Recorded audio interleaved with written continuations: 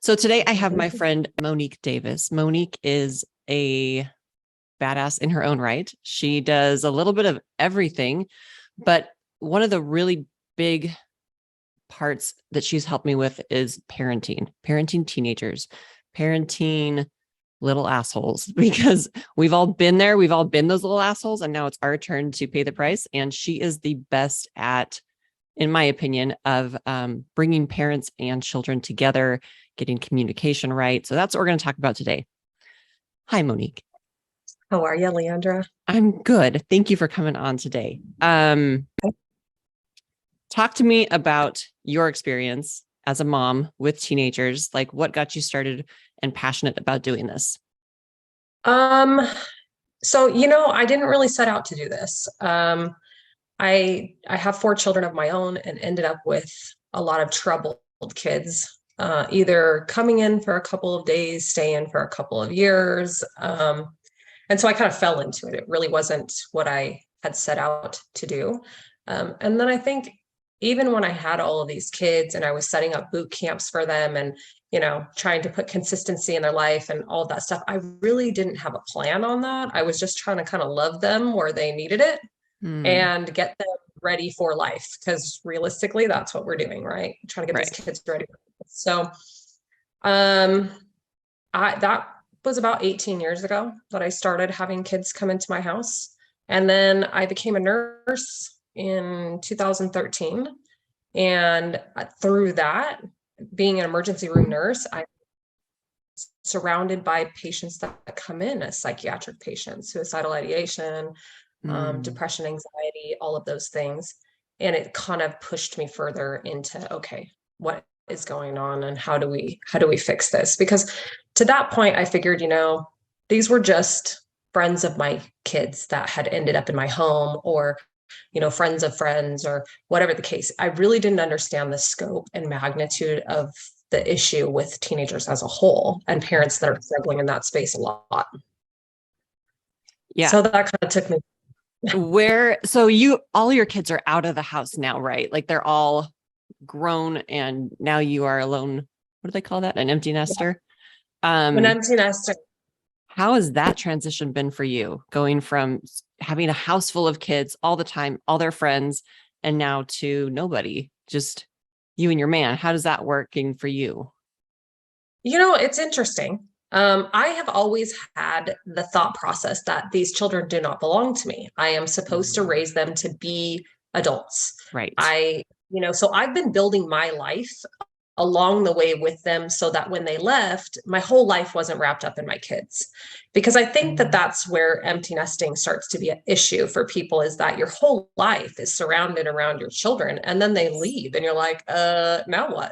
Right. So I've worked really hard the last several years to place myself in a good place where I'm okay that they're gone. I mean, it's painful. I hate it. I miss them all the time, but this is my time. I've been a mom since I was 19 years old.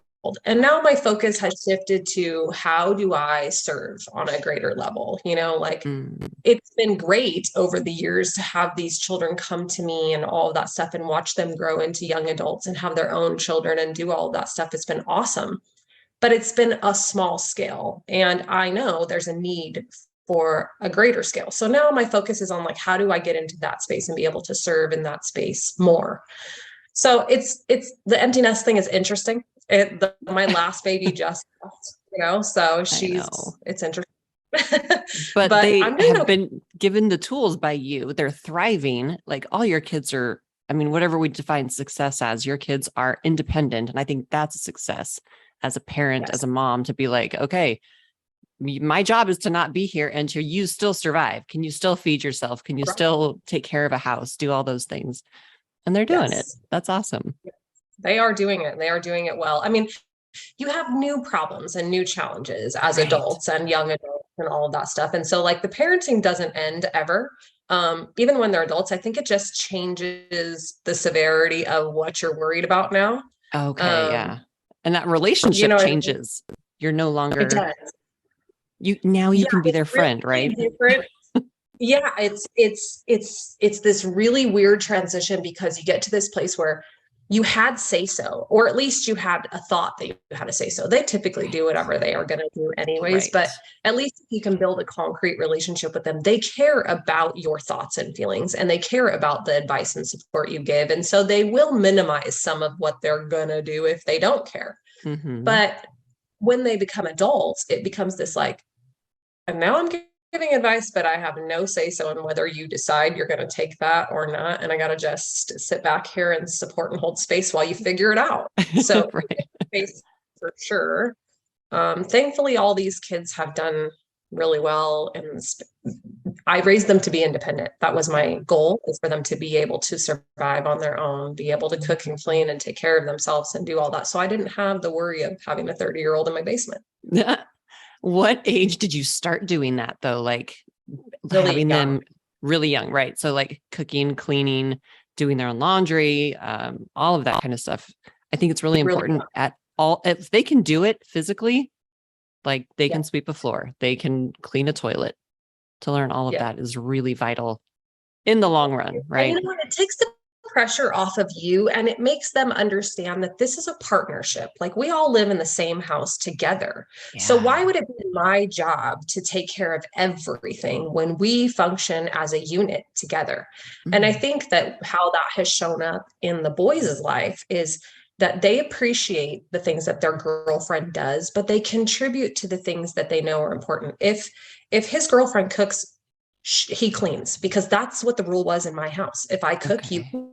I don't do both, right? So he has a level of appreciation for those things, and it isn't just expected that she's going to do all of that stuff, you know? I love that. She washes, he dries, or he, you know, folds and puts away, or whatever. So they have that cohesive balance between the two of them. So she doesn't feel like she's being taken advantage of and unappreciated and all of that stuff. In my mind, when I was raising my sons, I was raising husbands. That was my job. Mm-hmm. I think the challenge for me in all of that was that for the most, my son's teen years, I was a single mom. And what I couldn't do was be a man. And so that was really challenging in trying to figure out, how do I balance giving them enough space to be masculine and live in that space, mm-hmm. because it's really important.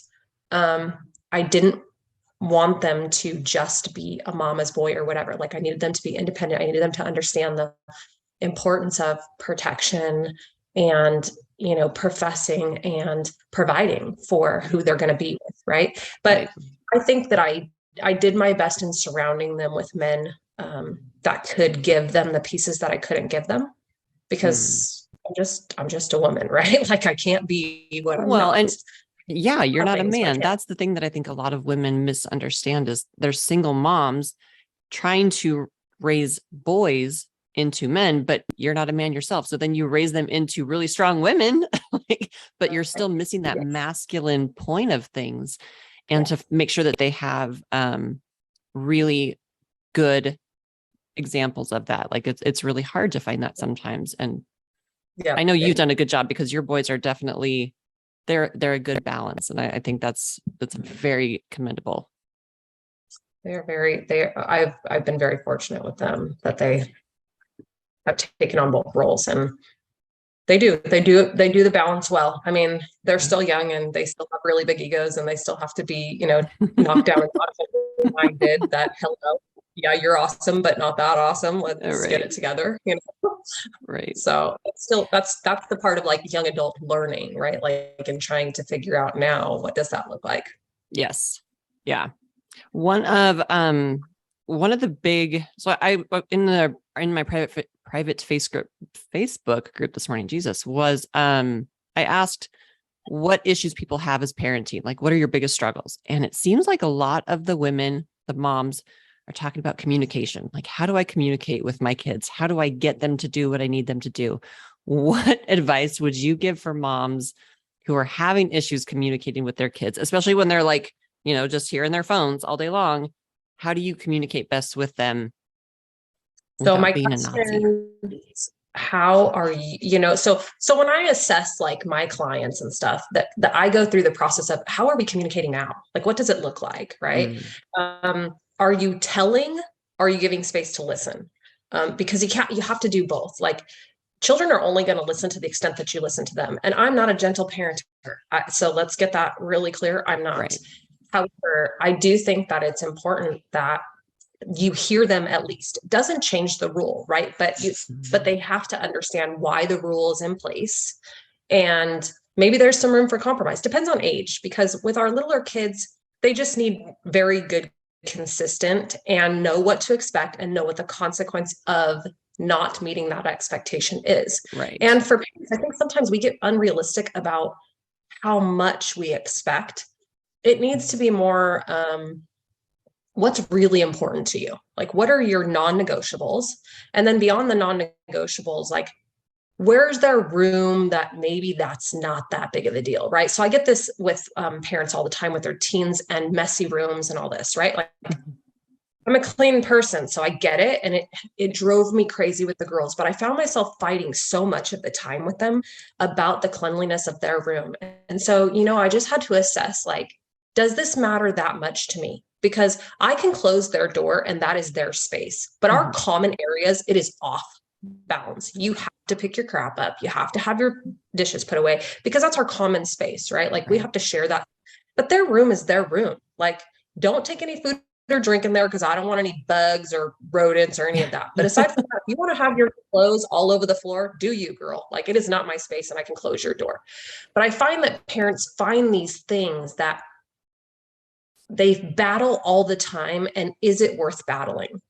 Because I think that matters in your overall communication and relationship building with your children. Is, first of all, figure out what your non-negotiables are, because I had them. There was definitely my list of, these are absolutes. I don't give one crap. This is happening. And then I had my, okay, here's the rules on this. And they knew what they were, what the expectation was, and what the consequence would be if they didn't follow through. And mind you, teenagers are going to decide whether that consequence is worth it, because they will. Right. There's times when they're like, well, I know what's going to happen, but I'm going to take my chances anyway. Okay. Oh yeah, they're going to push that boundary. Yeah, for sure. But as long as they know what those consequences are, it gives them the ability to risk analysis. You know what I mean? Like, that's kind of how I always look. Right. You know what to expect. You know what's going to happen. So if you're willing to take that risk of getting caught, it must really mean something to you, and you got to balance it out. And there's other times where I know that they were like, I don't think it's worth doing that, So I think where we kind of get screwed up in parenting is we're not really clear. We're not really clear with what our expectations are and what the consequences will be. And we're not really clear with ourselves on what it is we want, first of all. Like, they're not ever going to get to everything, and neither would we. We're all humans, right? These are just a smaller version.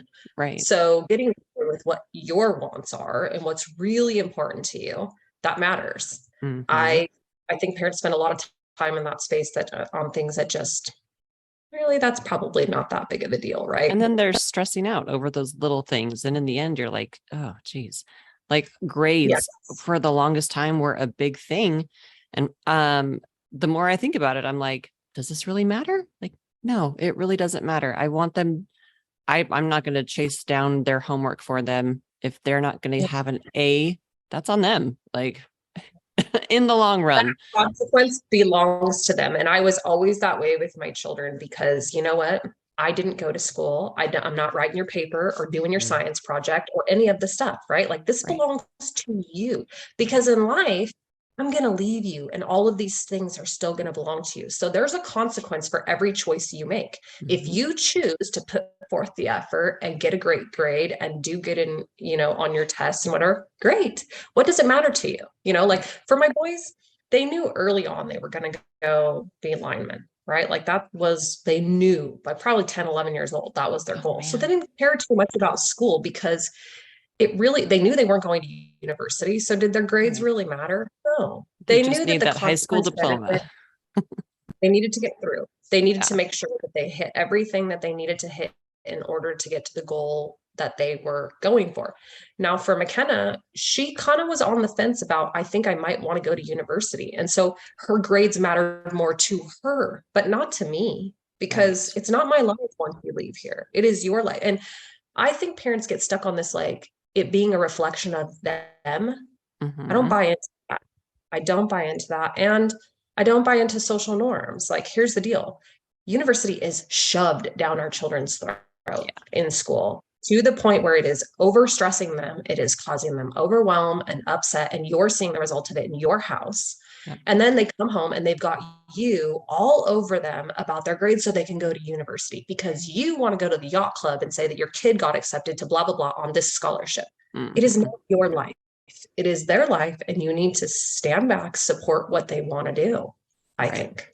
Oh, no, I totally agree. I think you actually get a better result that way than this, like, you're going to have kids who are melting down, having panic attacks and stress. Like this is their childhood. And I think sometimes I miss that, that balance too, of like, hey, let them be kids, but still teach them how to be young adults as well, you know? Yeah.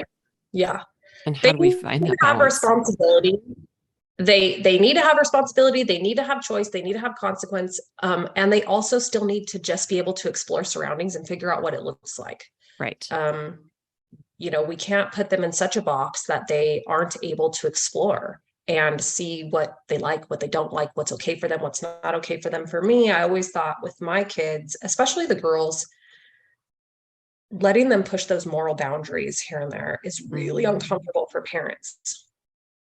But it's necessary, right? It's really, really important. That's how they become their own people. Right. You talk a lot to your kids about, how do you say it? Don't make life choices or make good life choices. Tell me that part of your parenting routine. That's a really big rule. It's been a big rule in my house forever. So to me, I have always assumed, because I was one, right, that your teenagers are going to do dumb things.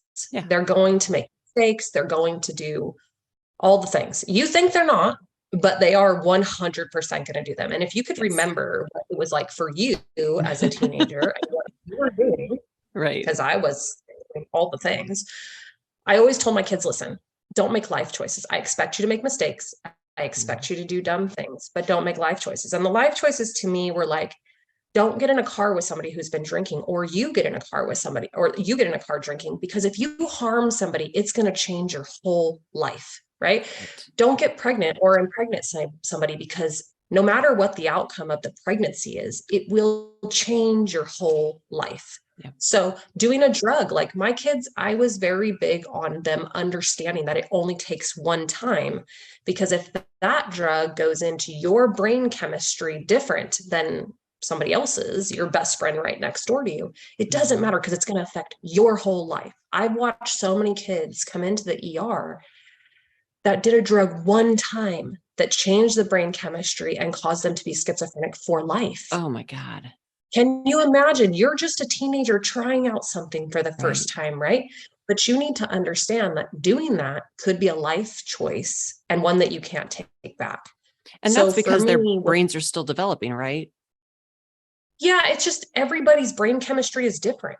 Okay. So like you could take a medication and I could take the same medication and we have completely different results. And that's why you have that risk benefit of like doing certain types of prescription medications, and some things work for some people and some don't work for others. Right. It's because everybody's brain chemistry is different. Mm-hmm. And then on top of that, not only do you have the brain chemistry issue, but a lot of these drugs nowadays have things that you aren't aware they have. Dude, right? So like big epidemic with fentanyl and all those different things, right? And we've had kids here in our town that have overdosed accidentally because they didn't know that it had fentanyl in it, you know, or they didn't know the degree of what. So to me, those were life choices that I wanted them to avoid. I think the way that I always worded it with them gave them the knowing that I understood they were going to do dumb things. I understood they were going to go to a party and drink. I understood that stuff, right? But be cognizant of the life choices that you're making, of the long-term effects that could change your whole life in one decision. Take a second to think about those first. And I think that was, you know, every time they left, I'm like, okay, just don't make life choices. And they would always tell me, okay, Mom, I'm not going to make life choices. And my boys still, you know, 26 and they tell me the same things. They know every conversation, we're not making life choices. But that's also like explaining to them the why, and not just do what I say. This is what I say. Don't do this. Well, why don't you want me to do that? What are the consequences if I did that? I think as parents, we get so just caught up in like, nope, I'm the boss. This is how it is. Well, tell me why. Tell me why that's the rule. And then it makes us kind of second guess things too. Like, okay, why do I really want that? What am I Right. really expecting from them because of this? Right. That is huge. And I think that it's something that I teach my clients a lot with. So depends on age, obviously, but Right. for my kids, like I'll give you an example of this tool that I have always used. McKenna comes to me at 10 o'clock at night and she wants to go to the beach and spend the night with her friend there and then go to the beach the following day and whatever. It's 10 o'clock at night. So I say to her, okay, tell me why this matters. Tell me why I would be against it. Tell me the goods and tell, because in doing that, in her having to word that out, she can figure out on her own why it's not a good idea. It's not me battling with her and saying no. It's me opening up the door for her to understand why it would be a no before I have to say no. Does that make sense? Yeah. Yeah, definitely. So she will tell me, she will say, well, why it matters to me is because then I'm going to wake up there in the morning and I'm going to have more time at the beach. Okay. Why would I not want you to do it? And she will say, well, because it's 10 o'clock at night and I'm driving an hour and a half by myself and it's probably not the safest situation. Right. Okay. And why, what's the benefit of it? Well, because I'll be there first thing in the morning. And what is the risk to it? Why would you not do it? And she's like, well, because I'm going to be driving by myself at 10 o'clock at night on the freeways. It's an hour and a half away, blah, blah, blah. So, and then I say to her, okay, where's our compromise? That's the key. Like, okay, so now you know all the reasons. What's our compromise? And I let her give me her version. And then we work through that. So her version was, well, maybe I could just wait until the morning and you could get me up really early and then I'll still be there in the morning. And maybe then I could stay the night that night and be there the next day. Perfect. That compromise works for me. Right. But the part of doing that matters is, first of all, she felt heard and seen. Right. She had an input and say, and she knew my reasonings of why it would be a problem on her own. I didn't have to tell her because I gave her the opportunity to tell me, if you were in my position, what would your issue be with this? It lets them think about it. And then they have decisions to make based on those things. So I use that tool a lot with my kids in regards to things that I don't want to just come off and say no, because it sucks when you're in that position all the time to just have to be saying no, no, no, no, no, right? Give them the ability to look at it and why it would not be a good idea. Dude, sometimes they're like, well, this still is a big deal, but at least it lets them understand, Right. And you're not just hearing no, and then they're rolling their eyes and walking away. No, you're actually having a conversation, and it gives them the tools to compromise on their, in decision-making down the road when it comes to spouses and marriage and all of that too. And it's no longer this, nope, this is my hard line. This is why, no, we're going to compromise. Let's meet in the middle. You helped me with that with my teenage daughter. You've helped me a lot with her. But like, just instead of saying no, coming to some kind of an agreement in the middle, and where you're both okay with it. That's we negotiate with terrorists. That is what we do. Yes, we do. And you have to learn how to negotiate properly, right? Like, I mean, here's the thing. It's easier when they're young, we think, because we just tell them what to do. We stand over and we're boss, right? Like because all our goal is in being a parent is keep them safe. That's the mama in us, is keep our baby safe, right? And so however we do that. And most of how our parenting is coming from fear. And we oftentimes don't look at where the fear came from, because typically it's something we experienced, something that we are worried about happening to them because we have seen it, experienced it, it's touched us in some way. And that's why parents have different fears. Your fears are different than mine. Like, I'm like, okay, well, I guess I understand this. And you're like, hell no, she's not going there, because there's a different fear point for us. So I think when you can start to examine, why is it a no for you? Is there a fear there that you're worried about, harm or something like that coming to them? And why are you worried about that happening? Because if you can just take that second to think about why it's a no, it will allow you to decide, okay, is this rational? And is this something that I'm portraying onto my child because of something that I experienced? Yes. And that's okay, because we're supposed to take our experiences and teach our children through them. And there's methods to do that. But when you can look at it and say, okay, this is a fear for me, and then explain, like I might tell McKenna, listen, I'm really concerned about you going to the dorms and drinking and not having a girlfriend that's sober at all times, because I'm not sure that you won't get taken advantage of by a group of boys. Why would I be afraid of that? Well, maybe it's something that took place with me and I'm projecting that to her. But if I just have the conversation and I just tell her why I think that or what my fear is, it's still her choice to do whatever she's going to do. But I want her to understand why it's so concerning for me. And through voicing that with her, I also am working it out within myself. I'm also acknowledging that, yeah, this fear is coming from this place of my own experience, so it allows both things. It allows her to see me as my whys, and it also allows me the space to figure out for myself and walk through that fear myself of why it's there.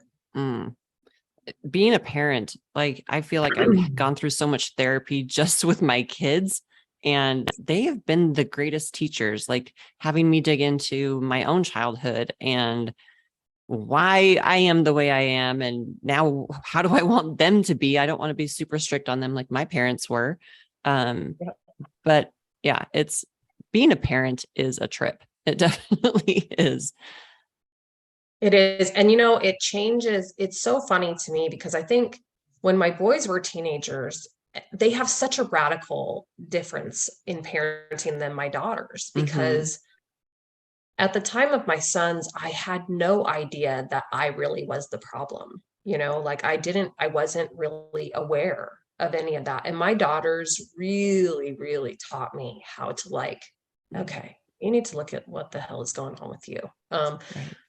What is this doing inside of you? Where is this bringing up triggers? Where is this bringing up memories? Why is this so effective for you? And that's one of the questions that I always ask my parents when we're in these spaces is like, what is this bringing up for you? Because you are so attached to this, attached. So where is that coming from? Because it's coming from something.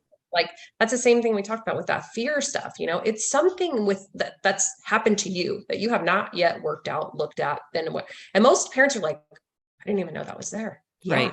I didn't know it was there. You know why I know now? Because I was there. I was going through this with the kids and didn't have any clue that it was unresolved crap within me. And I think with my sons, I did good in raising them to be independent and do all these things, but I wasn't as in touch with them. And I think really the only reason that we are as close as we are is because we went through some really traumatic things when they were young. And I did a good job in those spaces. But aside from that, I wasn't a great parent with them. I really wasn't.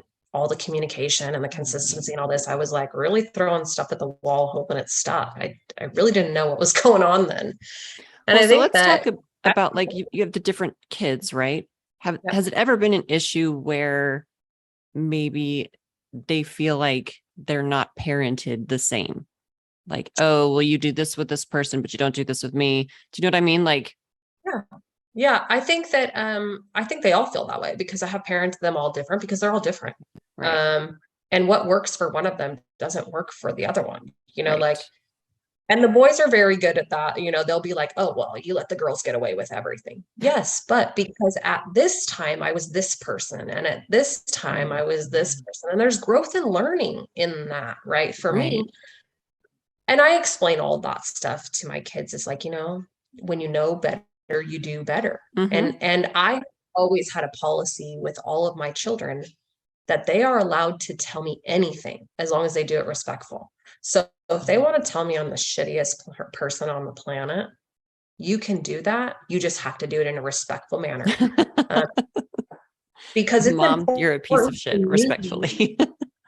Well, yeah, but I mean, because I think at least for me, I went through a lot of period of my life where I was very fearful of ever stepping up and having a conversation with my parents about the things that I didn't agree with or didn't like or whatever. Right. Listen, I acknowledge that I am going to be probably the biggest cause of them needing therapy in their life, right? Like I acknowledge that because I was only dealing with what I knew how to deal with at the time. I was only doing the best I could at the time. And I definitely screwed up a lot of things. Oh man, So I know. know that I'm the reason for therapy, right? And what I wanted them always to know is that it's okay for you to acknowledge that, and I've got shoulders big enough to handle it. Don't Right. carry it. Right. You know what I mean? Like don't carry the stuff around that you need to say and release and all that stuff. I can carry it. I'm Yeah. aware of it. I'm not under any rock thinking I was the greatest mom ever. I screwed it all up. So I get it. Right. So with that, I left that door open for them to always tell me. And they have told me, oh, well, you do this with Ashton or you do that. You're right. But Ashton is a different person than you are. And so if I want her to hear me, I have to talk a different way to her than I do to you. It's not across the board the same. It's kind of like the love languages, how we've talked about that. Our kids have different love languages, right? And they learn differently, they receive things differently. But learning what they need individually and not just this blanket parenting, strategy across the board. Yes. And I think that's something that I try to do with my clients as well, is teach them that, because when Ashton, I went through this space with Ashton where it was like 8 months of just hell. Like, I don't know how else to call it. It was just hell. She was in her own space. She had her own stuff going on and she just would not let me in. And it took so much digging into myself to figure out how to hold space for her, but yet let her know I wasn't moving. I was a solid piece and I was going to be standing there no matter what she gave to me, no matter what. And in that process, I had to learn, like, what does she need? How do I best show up for her? Like, how can I best support her through this space? And I didn't know because she wouldn't talk, right? And so I started out with, what did I need when I was her age that I didn't get?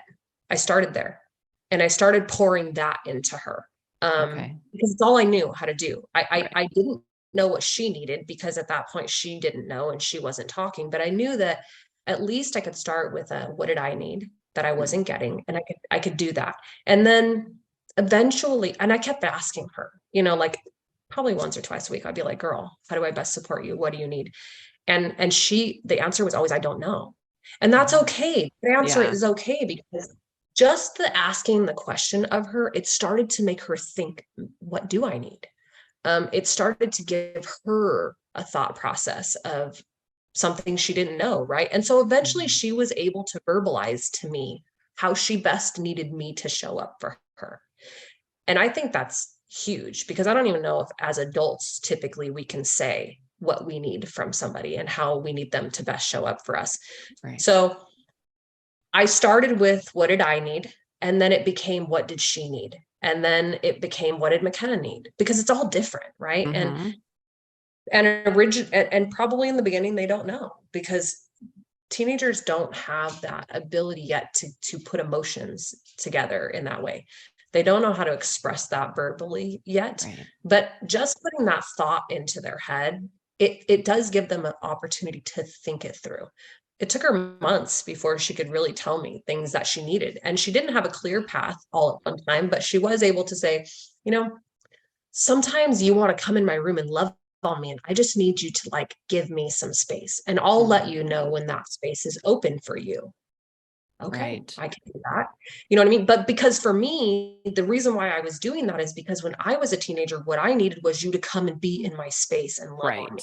So I was giving her what I needed, but when she was able to verbalize it, it wasn't what she needed. And so that was a really good lesson for me in everybody, really, in all the people around you. You can use that, how do I best support you? Because I'm giving you what I need, because that's what I know, right? I don't really know anything from what's right here in my space. So if you can ask a question and say to somebody, how do I best show up for you? What do you need for me to do for you in this space? You're really upset right now. How do I best support you? Maybe it's just leave me the hell alone. Maybe it's, I need, do you know what I mean? So and you be okay with whatever that is and not take it personally.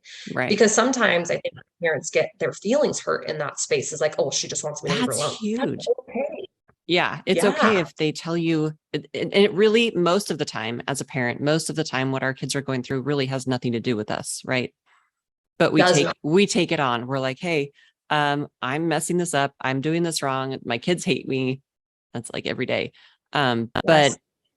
it's not about us. No, no, it's not. And it's funny when they become adults, and I think that high school years are the most brutal years in your life. I Mm-hmm. really truly believe that to be true.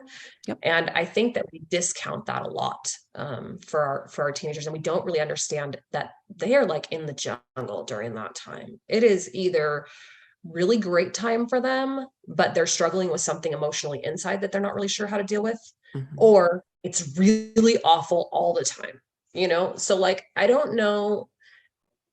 McKenna had a great high school experience. She's very social. She loves people. She, whatever, like she did great in high school. It was a really great experience for her. Ashton, she was like me. She just absolutely, it was the most miserable experience for Oh her. man. And that's personality traits, because really high school is just a social experiment. It's It is. just being thrown, you're just thrown in with all these different cultures and personalities and thought processes and all this stuff. And you have to figure out how to manage those. And as a teenager, when you're trying to figure out how to manage emotion, hormones, all these new things, and then you're trying to manage the social experiment Oh on top man. of that, It's it's really brutal. brutal. And then you It's add really social freaking brutal. media to that and the layer of crap that these kids have to deal with, first of all.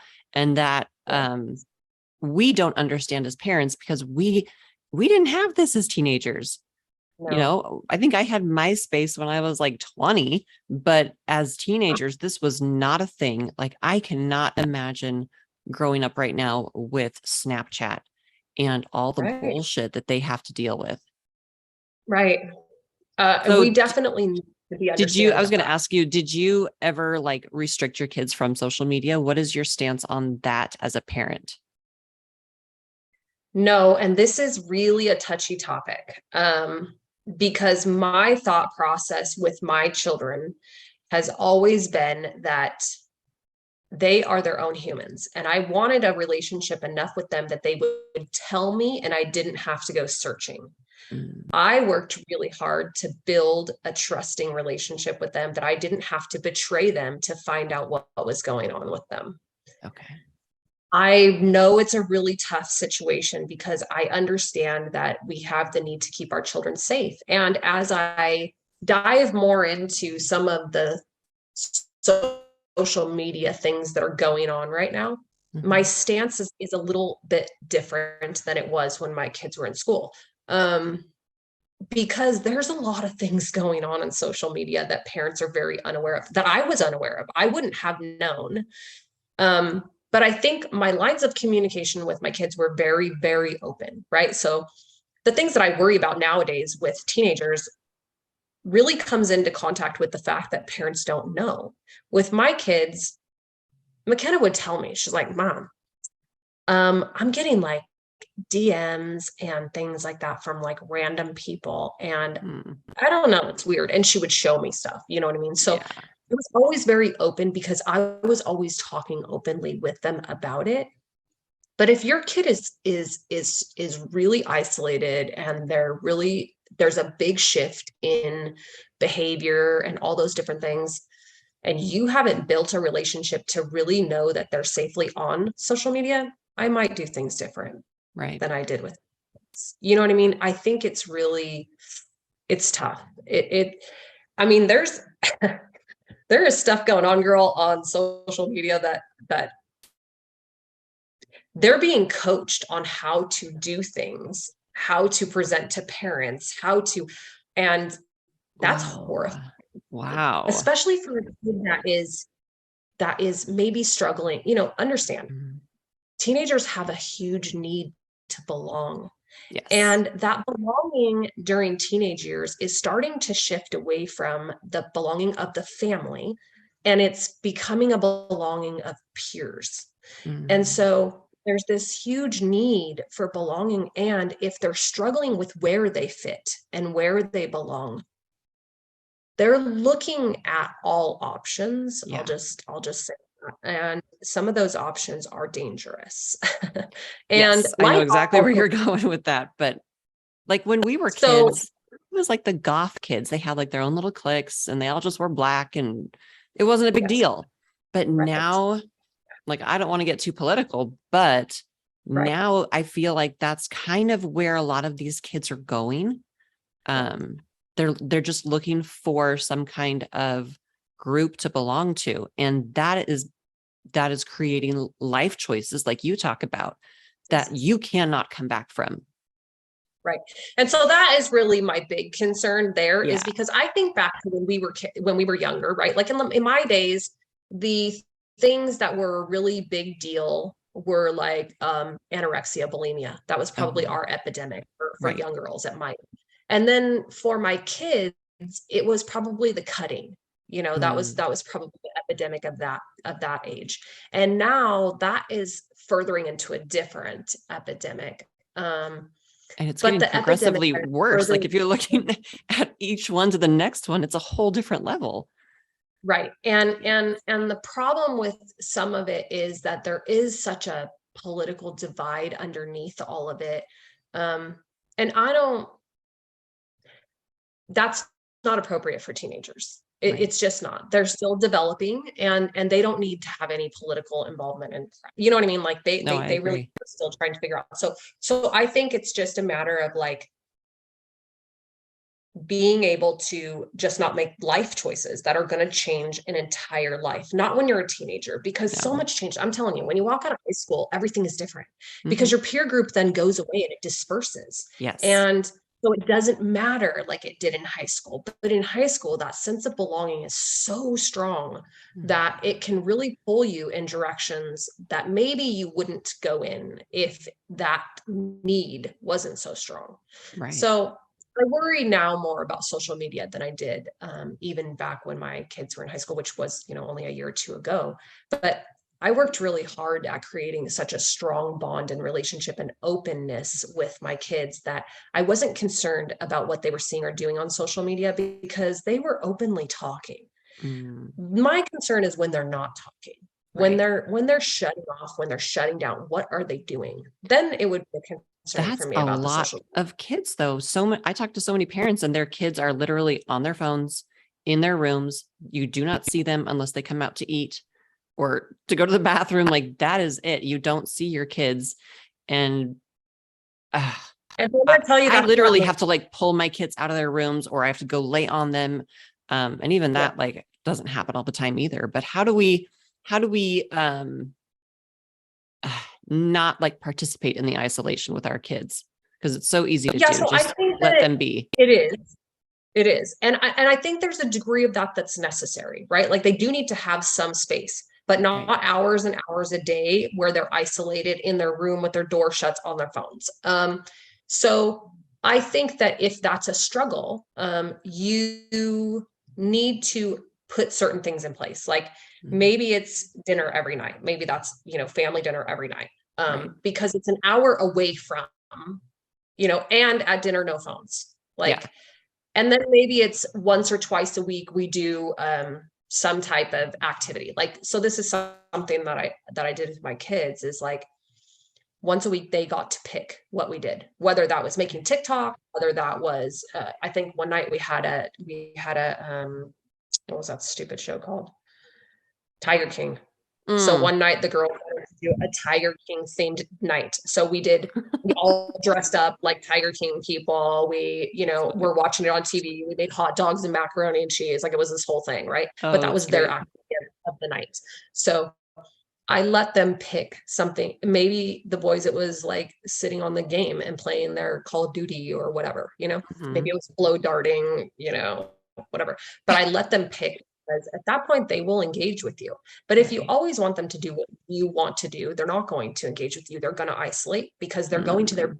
peer group. That's where they're going. They're not in their Yeah. room doing nothing. They are talking to people. They're just not talking to you. Right. And so when I tell my parents, well, they're not talking. Oh no, they are talking. Yeah. 100% they're talking. They're just not talking to you. So how do you bring them out so that you can engage them and get to know them? Because they're changing and they're Yeah. not who they were before. And you have to continuously be in relationship with them. And that relationship is changing. So how would you do things with your best friend? How do you keep that relationship going? It's the same thing. It's the same way, but you got to get into their space to do it. And Right. we don't do that well. I So love that. That's a great isolation idea. is not okay. It is okay for them, here and there, a couple of hours, whatever, Right. but hours and hours a day in your room by yourself on your phone, I would be worried about, okay, Yeah. what's going on? Doesn't work well. You can And do something it else. literally is a lot of the kids. And that is the thing. Like they're not going to each other's houses anymore to hang out. Now they're just hanging out on Snapchat or wherever they are. That's their way of socializing now when they're not at school. Yeah, no, it is. And so that's okay to some degree, right? Because Right. we let our kids go, and well, I did when my kids were little. I let them go play at their friend's house and their friends came to our house. But now Yeah. it's so It's not a thing right anymore. here. And it's not the social part of it so much that I worry about. It's the okay, but what else are you doing online? Like when you have access to everything. yes, when you have access to everything. And that gets back to those like life choices too, where the girls and I had a ton of conversation about the life choice of what you're sending on the internet. Ooh, Because yeah. that's a really big thing. And girls don't think about that stuff because they think that they're in love and all these things, right? Right. That's a life choice. And I always tell them the story. We have a girl that was in fire explorers. She wanted to be a fire jumper when she got out of school. She wanted to go to fire school, all this stuff. Well, she had sent nudes in high school. Oh. And it bit her in the butt, and she didn't get into fire academy because of that. Wow. And you don't think about that, but that's a life choice. She literally didn't get into the fire academy because of a choice she made in high school, right? So those are those life choices that we talk about. And that was a huge price for her to pay, but also like the detriment of when those pictures get sent out, because they always do, almost every time. They are all over the place, right? And what that does to a little girl, those are my suicidal teens that come in because they made a life choice that they didn't think about, but mom didn't ever talk to them about, what happens with these pictures or the all of that stuff, right? So like, I had a lot of conversation with my daughters about those kinds of things because it matters, Well, and also having conversations with our sons too. 100%. There's a lot of, my daughter's told me stories about boys who all of a sudden are like, hey, send me a nude. What? Like, you are in high school, and these boys need to know yes, their own consequences too, but like respectfully, how do they approach girls? How do they talk to girls? How do they deal with girls respectfully? That's huge. Yes. 100%.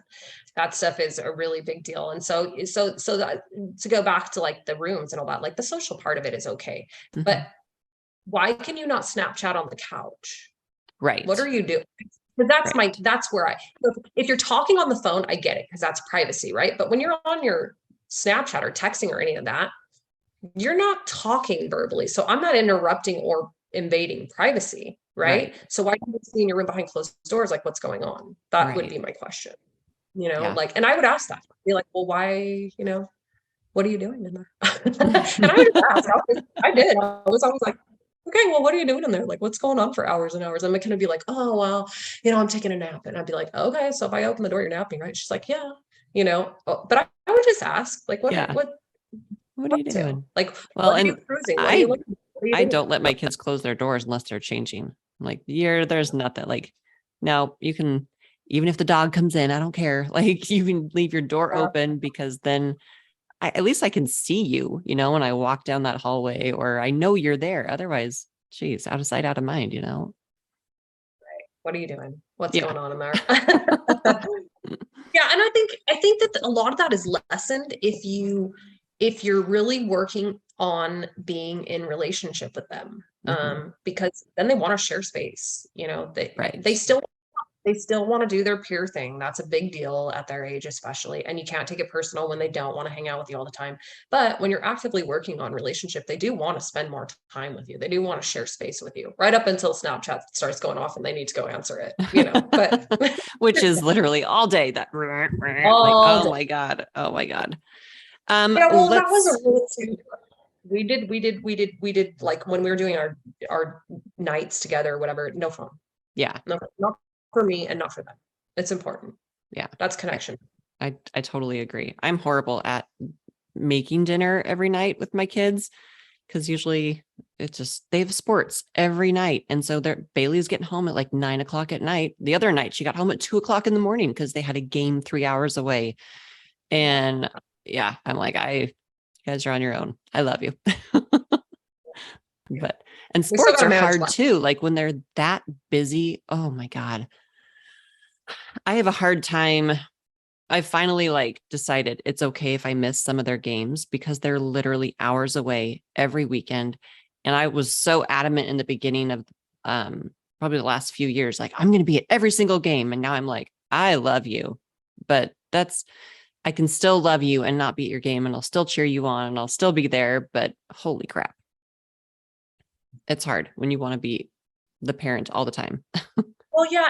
And the thing is that you have to understand that you can't pour from an empty cup. So if you're constantly dragging yourself around through the mud and you have nothing left to pour, what kind of parenting is that anyway? Yeah. You might be there, you might be there, but you're not present. Right. And so is it better to be present the 2 or 3 times versus not present the 8 times? You know what I mean? That is one thing that I love is the quantity versus quality of amount of time you spend with your kids. Like we could be in the same room all day long while everybody's on their phones, or, I can get literally an hour of just one-on-one. We can go for a ride in the RZR. Nobody's on their phones. And to me, that's what they would much rather have. That's what I would much rather have is just that small amount of actual connection with them. Yep. And then that's important. Again, that circled back to asking them what they need. Right. What do they want? Is it important for them that you are at their game every week? Or does it not really matter? Because we put these pressures on ourselves and we do all on what we think we're supposed to do rather than just ask them, what's really important to you? Like out of these games, which one do you really need me to be at? You know what I mean? Like what matters to you? It really circles back to all that, because the more that you let them have input and say and be heard, the closer that they feel to you and the easier it is for them to understand where you are.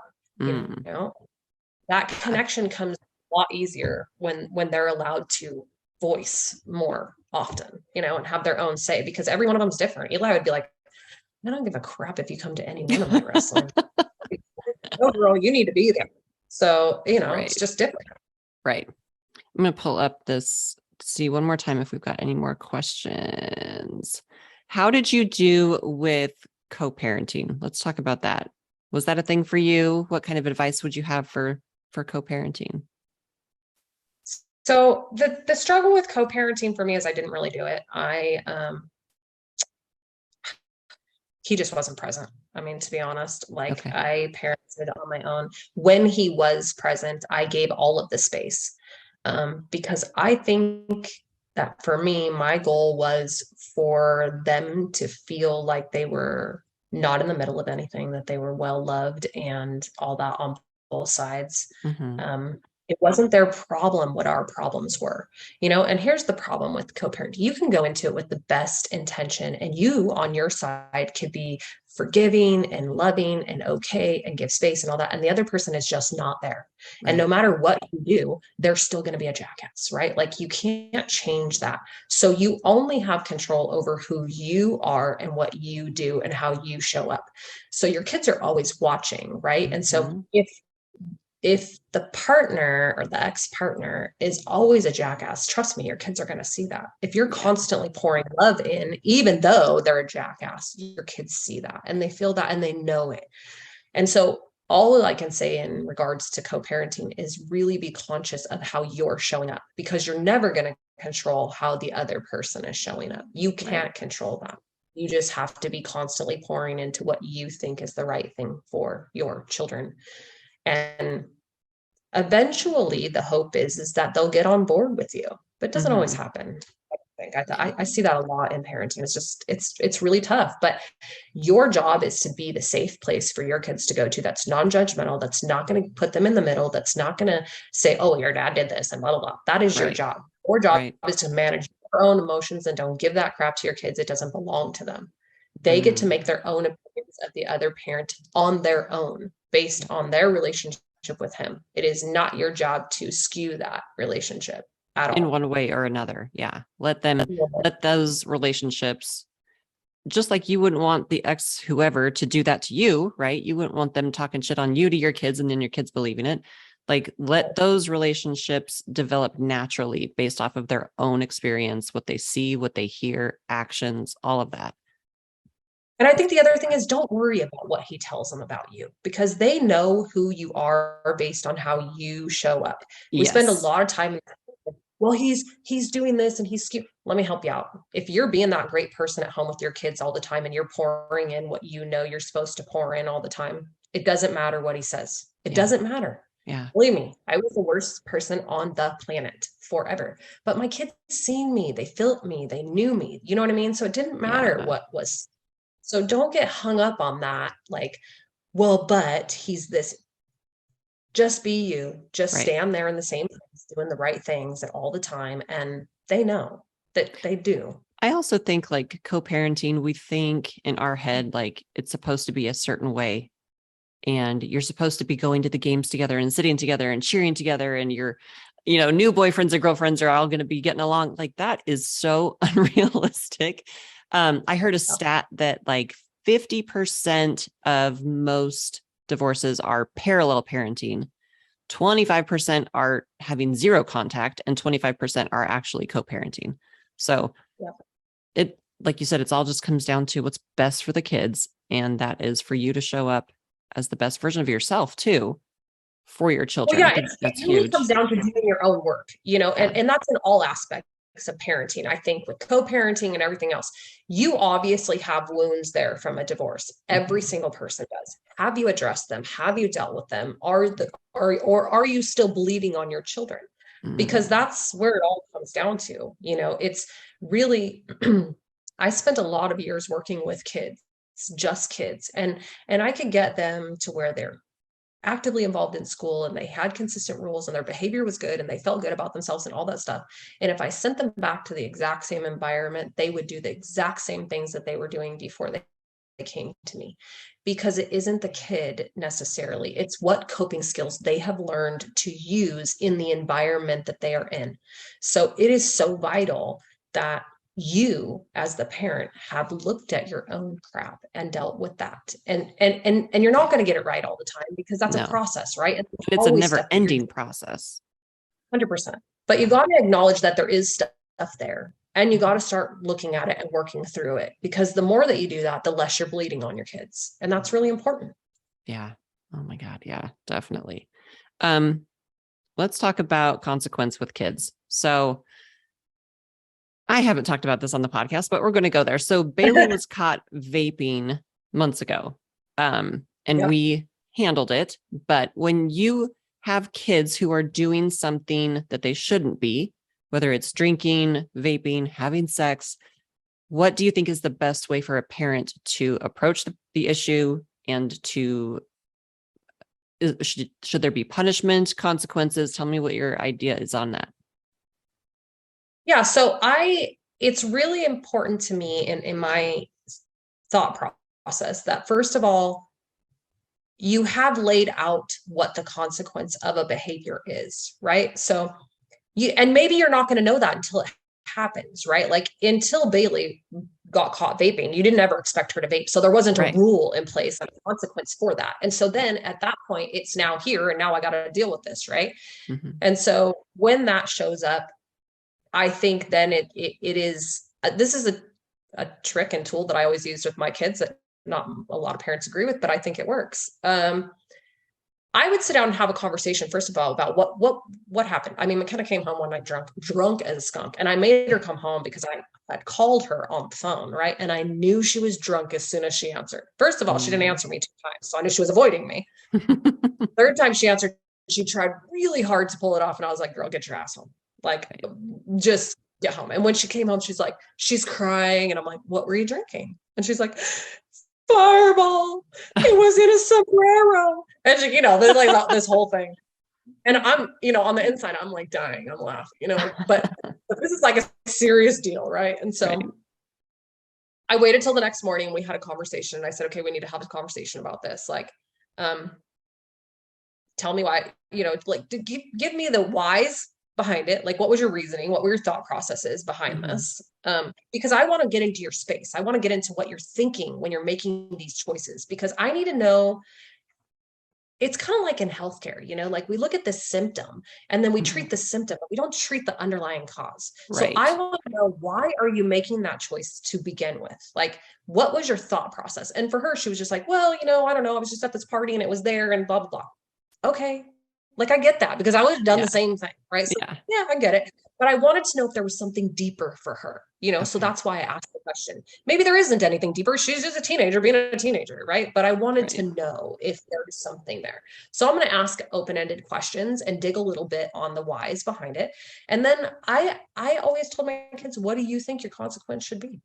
It doesn't mean that's going to be the consequence, but what if you were me? What would you do with your kid? Like, what would be appropriate consequence for you? And oftentimes, the first initial thing is like, "I wouldn't do anything. I would just understand because I'm a teenager, blah, blah, blah." And I'm like, "Yeah, girl, that's never going to happen. So let's go ahead and get realistic here. Like, what would you do?" And oftentimes they know it's wrong. And so they actually will say, "I know you have to punish me. Like, I understand. And maybe I need to like lose my phone and stuff for a week or whatever." And I said, "Okay. And then what? Like, what if you do it again? Then what? Like, how do I get you to understand that this behavior is dangerous or not okay or whatever?" And so again, it's that whole thought process of making them think through what's going on and why, instead of me just putting down a consequence and saying, "You're grounded for 3 months, you have no phone, you have no blah, blah, blah." Because I did that with the boys. I took their doors, I took their life. They had a mattress on the floor. Like, I was not playing with those boys. Yeah. With the girls, I went with a different aspect, and I just wanted them to really think through why I would do what I'm doing, and why it matters. Like, for me, it was always why it matters, because we're giving consequences for a reason. We're giving consequences to avoid a behavior. But why? Why are we giving that? Why is that behavior an issue? Well, for me, like, I always told my kids this, look, when you go out into the world, I can't protect you. So if you break a law or you do something dumb, I can't protect you, and you are going to go to jail. Like, that is what that is going to look like. So when I'm giving you consequences, I'm giving you consequences in a safe space where it's not going to affect your whole life, because I need you to understand that there are consequences for every choice that you make. And so it isn't about this issue. It isn't about the fact that you got caught vaping. It's what's next if you don't have a consequence now for the choice that you make. Then, and what does it look like when I can't protect you and I don't have you in this safe bubble to, kind of bubble wrap you and keep you safe? Once you're an adult and you make these choices, you're on your own. There's nothing I can do. And so I really, when I had consequences, that was the conversations, because I really wanted them to understand that it's not just that I think you did something dumb and whatever. I wanted them to understand that you're making this choice, and maybe this choice isn't the end of the world, but why would you need to have consequences behind it in the long run? Because really, that's what we're getting to. We're trying to train them to make choices that are good choices for their life when they leave us. That's the whole point, right? So I think where parents get it wrong is it's really important to be consistent. Because with teenagers, especially when they're little, consistency is important because it gives them the feeling of safety. it allows them to know what to expect, Mm-hmm. and what to expect gives them a feeling of safety. When they become teenagers, you're consistent for a different reason. It's because, yes, it makes them feel safe. However, they're testing you there to see if they can trust you. If you don't keep your word, they don't trust you. And Right. so being consistent gives them that ability to say, look, for McKenna, if I had handed out a consequence and then I said, oh yeah, you good behavior, I'll let you out, right? Mm-hmm. I'm not being consistent with my word. I'm not keeping my word. And so, yeah, it's beneficial to her. But at the same time, she also knows that my word's not good because they Right. don't keep it. So that consistency factor is really more about trust and than it is when they're little and it being about safety. That's Because these interesting. teenagers, I know, like in realizing that, it changed the way I thought about things Yeah. because as parents, we don't want our kids to suffer. Like we No. hate it. Yeah. For me, having them have to be on groundation or lose their phone or anything, it was more miserable for me than it was for them. I Right. felt like Yeah. I absolutely hated it.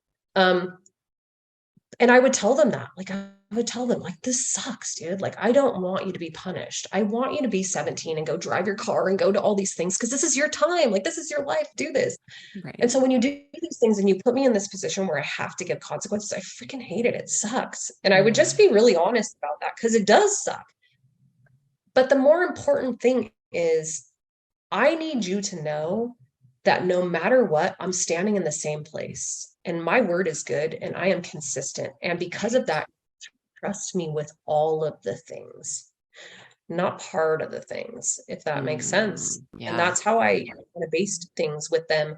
So with consequences, to roll back to that, I would say if you have a rule in something, you need to have a set consequence for what that is. And maybe an elevation place, like, right? Like, so maybe they did it this one time and they're going to be grounded for a week for that or whatever. But Right. maybe they need to know that if they do it again, it's not a week this time. We're up in the game here because you now knew what you were doing and you did it anyway. So like, Right. sorry, that sucks, but like we're trying to manage this behavior. So we need to elevate that a little bit.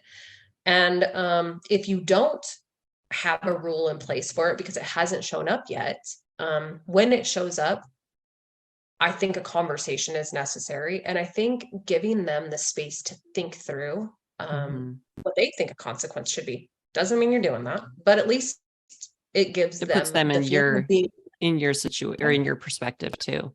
That was one thing that you right. said with me with Bailey, because I came to you. I'm like, Monique, oh my God, what do I do? I wanted to like throw the book at her figuratively, right? And take everything away and take her off all the sports teams and your life is over. And you were like, well, did you guys have a rule in place? I'm like, well, no, she should just know. And you're like, no, she Right. doesn't know, unless you say something, unless you have that rule in place and communicate it. How are your kids going to know where those boundaries are? Well, you're just supposed to know. Right. No, no, you don't. You're supposed to actually communicate those boundaries. And then I love what you're saying, though, about the testing and then standing firm. And then they trust you because of that. Like that changes my entire perspective on parenting teenagers. Yeah. Yeah. That's huge. It's if you can like look at teenagers a, as basically just almost adults, you know what I mean? Like Right. they're just in that place where they're testing out all these waters, they're becoming their own people, they're doing all this stuff. And if you can look at them as that space of like, when I looked at my kids, I always thought, I'm not their friend, like I'm their mom. I'm supposed to get them to adulthood successfully and give them the tools to live a successful life. But also I need to be in relationship with them where they know who I am and I know who they are. And Right. I can see them, hear them, and they feel that. They feel like they are seen and heard.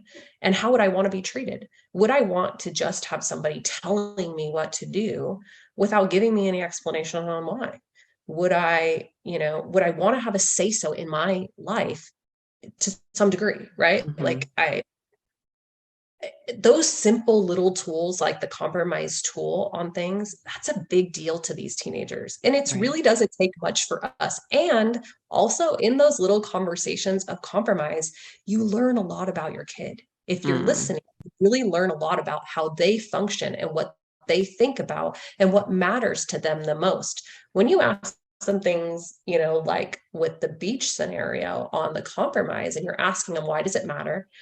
What is the risk? What is the benefit? All that stuff. They give you a ton of information in that little space. Right. Because for Ashton, she's very, very logical. And she would be like, oh yeah, and if I had to pull over for gas, I might get mugged and blah, blah, blah. Like she's very, all that stuff. Where McKenna's like, well, it's probably just not all that safe for me to drive on my own, whatever. Like they're just so radically different. Right. Their answers would be so different that it just teaches you so much about who they are becoming as people.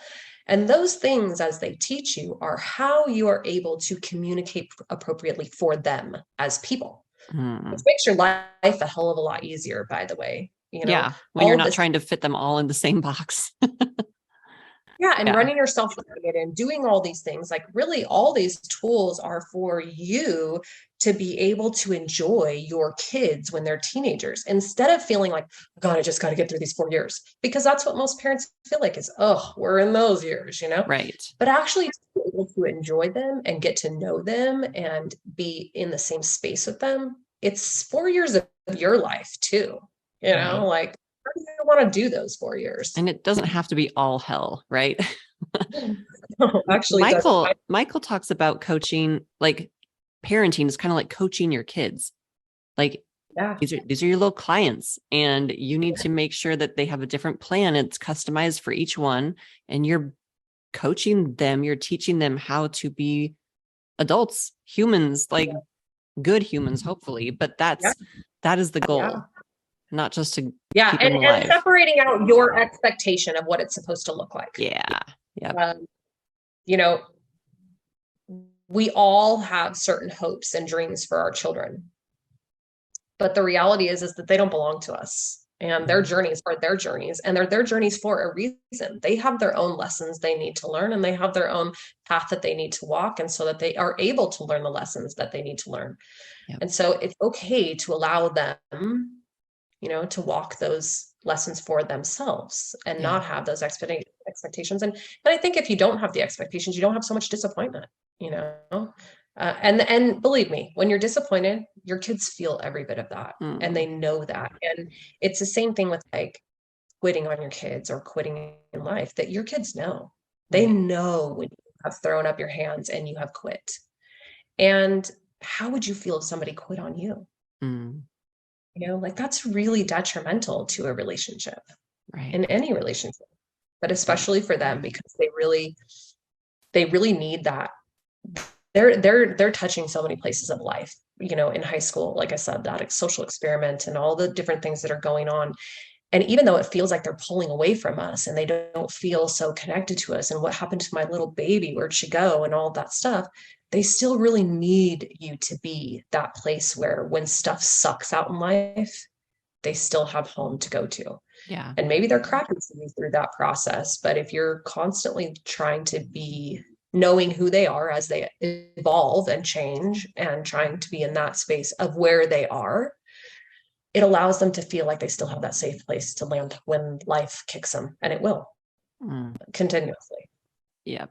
I love that. I also want my kids to have some hardship, because I think that's how we build character. And if everything is perfect and they're in this safe little bubble all the time, they're not going to have any scars one day or feel like they've accomplished anything and gotten through some hard shit. Like I have that. No, helicopter parents. I'm really against. Yeah. I'm really, we need to let them. They need to deal with consequences. They need to feel life, because if they don't, and they go into the world and then life hits at them, they have no tools to deal with it. Right. I love it. This was a great conversation. Thank you so much for doing this. Where can people find you on social media if they have parenting questions, any of that? So I have my social media is just, the Monique Davis. My link tree is on there. I'm on all the social medias, TikTok and everything else, just my name. I have a website, Gladiatrix Coaching. There's a little bit more information about me there. And if anyone needs me, they can reach me there or direct message me. Cool. I will put all those links in the notes for this one. Thank you so much, lady. You've helped a lot. You've helped me so much over the years with my kids. And I know You are my go-to. Like whenever I have an issue, I'm like, okay, take a step back, Leandra, take a breath and call Monique. Like that is what I do whenever I have an issue. Well, All I'm right. thankful to do that. All right. Thank you, lady. Thank you guys for listening in. We'll see you on the next one.